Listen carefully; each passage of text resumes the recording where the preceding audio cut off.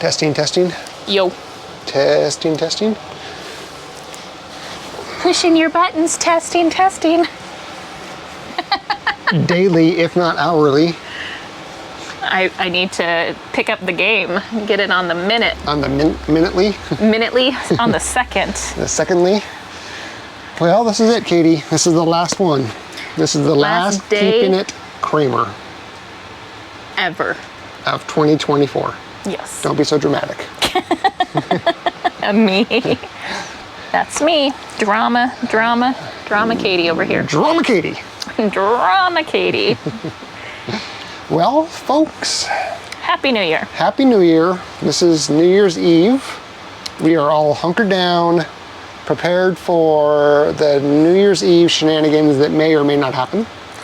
Yep. The fireworks that typically go off in our area. And then, did we open the door for the doggies? Yep. Sweet. Yep, the house is accessible. They can go into it. Excuse me. Felt that one coming. And, I gotta turn off the pump. I do. Hang on here. It's gonna drive you crazy. Yeah, it is. In fact, it is. Our RV's falling apart. Yes, it is. The RV is definitely falling apart. It is not meant for 4 years of solid, continuous Living. No. No. It's struggling. Yeah, the water pump has issues. Nate has to hold it so that it'll work. I think I fixed that, but we have to turn it on and off. If we want to use the water, we have to turn the water pump on, and then when we're done, turn it off. Otherwise, it just constantly keeps cycling because it loses pressure. And we can't do the hose constantly anymore because there's a leak somewhere, so it just keeps filling up the 60-gallon freshwater tank, and that overflows. And then it just floods everything out underneath it. Yeah, so yeah, water's an issue. The hot water heater, we have to constantly reset that thing because it doesn't always keep the hot water hot. You had to replace the filter on the pump. Because it froze. Because it froze and cracked. Yep. And then, yeah, it's just been... Just little things. Little things have slowly been getting worse. And it's like, okay, it's a sign. We are ready. It's like, we don't want to put a ton of money into this because we're so close of being able to get out of this. Yeah. So it's like, it's a few more months. We can make it a few more months of little silly annoyances of, oh yeah, I can't use water until I go to the grid and turn it on. I mean, it's just little silly things, but you kind of take them for granted when you're so used to. It reminds me of being off grid again, like with some of the opportunities and challenges that come up. Yeah. Yeah. Like going to get the sheep tonight. Oh my goodness. We thought we lost the sheep. Yeah. We thought they had run off and disappeared forever, never to ever return again. So I went up to go get the sheep and put them away. We had just got back from Lowe's because I had to get stuff for the big project of the hallway bathroom. It's dark when we're returning. Yep. Very, very dark. So I got on the trike and got a headlamp and actually took 2 headlamps, put one on my head and held one as a kind of a flashlight in front of me because the trike has a very low clearance and there's a few rocks that if you aren't exactly in the right spot and there's a few dips, it's a little uncomfortable of a ride if you hit those. So I went up there, super quiet, didn't hear the sheep, which is odd. Usually when it's dark out. You went up to where their day paddock is. Yes, I went up to their day paddock to go get them to return them like we have been. And I didn't hear them. And I saw the scoop that you had mentioned you left up there. And so it had a little bit of food in there. So I was shaking it, calling them, hey ladies, hey ladies. And usually they come right to the fence and then I lower the fence. They jump over it. It's great. Works perfect. I don't hear them. I don't see any eyeballs. I'm, shining 2 lights in there. And normally you see the eyeballs. The green eyeballs just staring at you. Yeah, just staring at you. Even if they're quiet or even if they're spooked, you see the eyeballs. And so I don't see that. And Nate had originally said he was going to go get the sheep. And I asked him if he wanted me to, and he didn't answer me. So I think he didn't hear me. So I was like, well, maybe he went and got them while I was putting some stuff into the RV. So I came back down to tell him or ask him as he's coming up and he's like, oh, did you get the sheep? And I was like, no, did you? And he's like, no. And I was like, I can't find them. He's like, what? So we go back up together and we're both calling them, shining the lights, nothing. Calling them, shining the lights. And all of a sudden, very faintly, we hear a, just very faintly. And I'm like, oh, it sounds like they're back on the other side of the fence, like where they shouldn't be. I thought they were in the gray barn. Yeah, and I was like, no, it sounds like they're back in behind the house, behind the 70s house. And We were both kind of right. yeah, I mean, So they were beside the They had barn. jumped the fence, the perimeter fence that I put up for the dogs last year. Mm-hmm. They jumped that, so they are over towards the 70s house, but they are on the side of the gray barn. So we were both right. Yeah. Yeah, so we had to lower that fence, bring them over in the dark. They don't like to jump over fences when it's dark. Then get them to follow us. Yeah, so anyway, they're okay. It was a whole thing. We got them back. Normally it's like a 4-minute task, and it was a little bit more. It was the heart dropped a little bit when. What do you mean they're not there? Like, I don't hear them bang in the distance, like nothing. And They were in a completely unprotected area. yeah. If we had left them, they would have been on their own for the evening. Yep. Yeah, they weren't inside our electric fencing, our perimeter fencing. They were still inside our major fencing, but they're in an area where the neighbor dogs can get into. It's where our dogs don't go. So yeah, it was a little bit of a where are they at? Hey ladies. Yeah, but they're safe. They're all good. They're all good. So all the animals are accounted for, ready for New Year's Eve shenanigans, if any. Maybe it'll be a quiet New Year's Eve. Who knows? You just jinxed it. I said two things. I said shenanigans and quiet. So which one did I jinx? Right? Mm-hmm. Yeah. There will be shenanigans. I don't know. So, well, today was a somewhat productive day. I thought I was going to get a little bit farther on the project. I seem to say that a lot. I was able to get the hall bathroom cleared out, got the sink out of there, got the toilet out of there, got to put it into the master bathroom. That took a little bit more work than I thought, only because when Jim and I redid the bathroom in the master bathroom, did the floor in the master bathroom, we put a new toilet flange in, and we didn't set the toilet flange down all the way to the floor because he left enough room for our new flooring to go under the flange, and then you screw the flange in. So I had to do that in a temporary fashion, and then put the toilet in, and then put the sink in. And when I put new sink water lines in, I didn't make those water lines tall enough coming off of the floor, so the lines that go from the water lines up to the sink, they were like 4 inches too short. Couldn't quite get it to fit. So we had to go to Lowe's to get 30-inch long faucet lines to fit. And then, what is going on with this girl? And then we got all the parts needed to replace the hall, bathroom, floor, redo the plumbing, be good to go. So I'm going to work on removing the flooring tomorrow. That's my goal, is to get that floor out tomorrow. In the main bathroom, not the master bathroom. Yeah, the hall bathroom, yeah. So then Thursday, Jim comes and we work on either the floor or we get the attic access going. Nice. Yeah. That'll be nice. That's it for me. That's it. Yeah, that's pretty much it. That's what I got today. Oh, we returned a bunch of plumbing parts. My overstock of plumbing parts, got all that stuff returned. That's good. That's good. That's a big return. Yep. Plumbing stuff's expensive. It is crazy Everything's expensive. expensive, but yeah, plumbing stuff's spendy. Yeah, it is very expensive. And then today I sold more chickens. I wasn't planning on selling any more this year, but Yeah, I was surprised because you had mentioned the last round that was the last of the year, no more collecting chickens and stuff. yep. And then you're like, last night after film and kick, we gotta go collect some chickens. What? Yeah, somebody reached out to me at like 2 a.m. and I have auto response for common questions, and they happened to ask a common question. So my messenger automatically responded and answered that question. So I had no idea they were pinging me at 2 a.m. because I had just gone to bed. And when I go to bed, I put on Do Not Disturb so I don't get notifications for random things. And especially because we get a lot of Amber Alerts for some reason. Mm-hmm. And so those are very loud and those will wake you up. And so I put on my do not disturb so it doesn't wake me up, but then I'll still see the notification once I turn my phone back on and everything. So anyway, somebody reached out to me, asked if I had any laying hens, and my auto response said yes. And then when I saw that they asked for laying hens, I said, oh, I'm so sorry, I only have pullets right now. I had just a few left from the batch that Sean took some. He didn't grab all of them. There was 3 or 4 pullets left with a bunch of roosters, and then I had 3.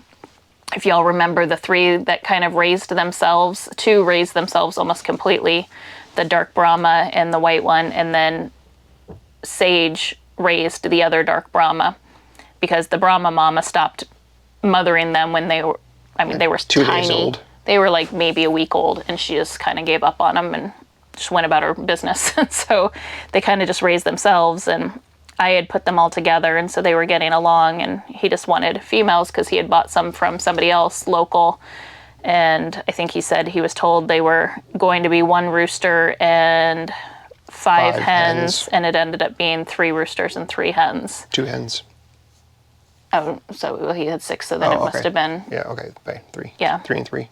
So I told him, I said, I probably can get you 6, but that's about all I can get you that I have that are available or that I'm willing to be available right now. Because the other hens that I would have been willing to sell, they're molting right now, and I just don't feel comfortable selling a bird when it looks like it's had a rough night. It has no feathers. It looks like it has a plague. Yeah, they look so terrifyingly sick when they're molting. If you've never seen a chicken molting, or if you're not familiar with chickens, you'd think that they're very sick, and they're not. They're just going through their molt, and they look absolutely stunning when they're done with their molt. They look way better than they did before. Brand new feathers, all shiny and clean. Yeah, and poofy and big, and so I just didn't feel comfortable selling the other, and it's only 2 or 3 that I'm willing out of our breeding flocks to sell. And so anyway, he was like, when can I come? And I was like, well, you got to give me 24 hours. And so that was 2 nights ago. And so last night we caught 9 chickens, and I told him I could guarantee him 6 were females. 1 I was like 80%, and 2 I was 50-50 on. So he went with the 6 that we were confident on. So that was nice. It was an unexpected. Yeah, and then we were talking to him, and our geese started going crazy, and he's like, oh, I may want to get some goslings from you when you guys have some. So there's that, and he may come back for more chickens for his dad because his dad wants more, because, chicken math. Yep. So it's a thing. It's a gateway drug. Yeah. Yeah, he's just getting into chickens and was teaching his 2-year-old, and so it was fun. We had a nice little conversation chatting with him. And he said he found us from a Google search, which was cool, and he said he'd recommend us. So I was like, sweet. So yay. Yep. And then just figure once spring comes and start having babies again, well, I'm sure it'll pick up again. Because he's like, if you would have had more, I would have got more. I was like, yeah, we're good for now. Like, I still have to go through all of the different breeding flocks and really decide how I want to get them set up, because I'm gonna make a few more changes this year, and been thinking through how we can have less runs and less enclosures, but still be able to produce the same amount of chickens and not let the variety of types of chickens I sell go down too terribly much. So it's just getting a little creative with some of the breeding flocks having multiple hens in it, but only 1 rooster. So I think it'll be good. So I've been making notes and making charts. I'm getting really good at making charts and notes. Nice. Like, all my little spreadsheets and stuff. I'm like probably the weirdest chicken keeper lady with all my little different what if scenarios of flocks and which ways they can go and what breeds I can create, or how I can keep them separated, and then inventory and sales, and then I can help predict, hopefully. I'll have all of this year's sales, and then I'm hoping that next year I can try some breeds, because there was a couple of them that we had, like the Buckeyes, that I only hatched 2 Buckeyes. That's all I hatched all year, because I didn't get any requests for them, so I never hatched them. And I really like the Buckeyes, and both people that bought the Buckeyes, which unfortunately both were roosters, but both that bought them, they they're one of their favorite birds. And so they both have said, hey, if you have more, we'd love some hens as well. So I think it's just kind of, they're a really cool breed and they're a fun bird. Like their personalities are so fun. And the roosters seem really docile and sweet. So anyway, it's just figuring out, like, I'm going to test a couple of the ones that I didn't really get a test that well. Same with the leg bars. I had a lot of requests, but I only hatched roosters. Yeah. So we'll see if we can get some numbers up in them. By switching out the rooster? Yeah, by switching out the rooster and hopefully hatching out some pullets and rather than all cockerels. But anyway, yeah, that's what I plan on working on these next weeks. Not solely, but that's going to be a major project, is really trying to get all of that nailed down and then figure out where Yeah, where are you going to hatch is them? my hatchery going to be. It's not going to be in the house. What? It's not going to be in the house. What was that, Nick? It's not going to be in the house. I don't think he wants it to be in the house, It's even not though it's gonna going to be in my office. It's not going to be in the house. They were in the room that's my office last year, or earlier this year, I guess. And yeah, so I have to figure out, I'll just do it all in here.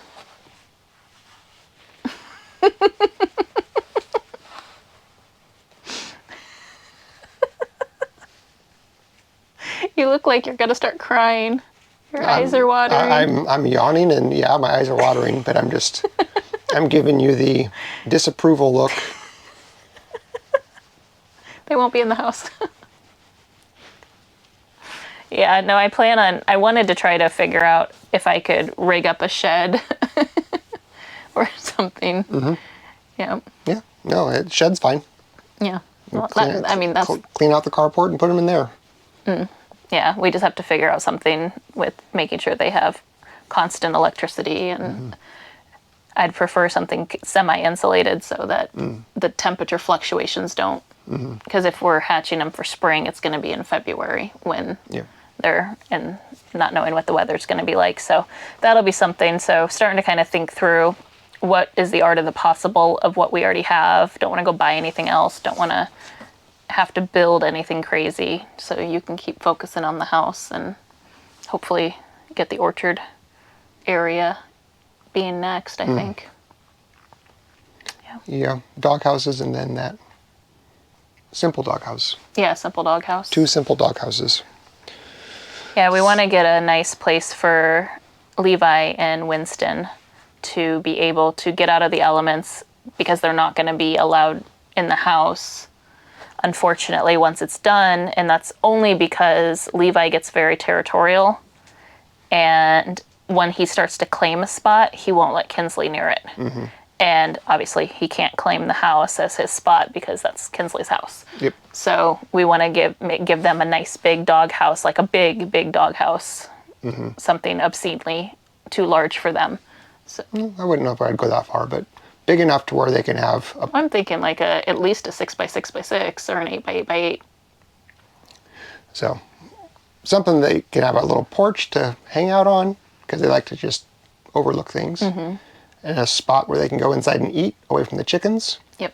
And then a spot that they can go kind of in the back of their, like two sections in their doghouse. A front section where they, go in, and then a back section they're more quarantined off.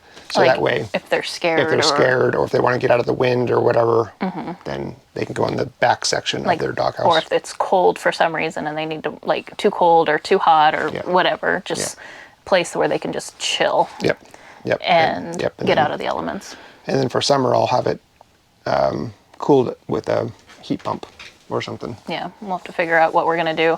And that's the other thing, too, where I have to figure out the chicken situation, because we want them to be closer to the animals, not necessarily, guarding the front of the house, but more guarding the animals. So it'll be a little bit of a separation and getting them used to staying up there, because right now they really like to stay. Oh, did the wind scare you, Kinsley? But they like to, protect us along with the animals, and we're trying to get them to protect the animals first. Yeah. Poor thing. Yeah, she's waiting for her din-dins. Yeah, it's that time. It's past that time. It is past that time. Almost a full hour past her dinner time. Yep. And the wind's starting to pick up again, and she does not like when the trees and the start clamoring against the side of the RV. It makes her nervous. And if the fireworks start, she's going to just start shaking. Yep. Yep. Might be a long night. It might be a long night. Maybe I'll give her some trazodone. I don't know. Maybe not. No, I don't. Yeah. So, well, I guess next time we'll see you, it's next year. I always hated when people said that. Yeah, you still hate it? Still drives me nuts. See you next year. Okay, see you tomorrow. Well, technically. I know, but... Bye. See you tomorrow. See you next year.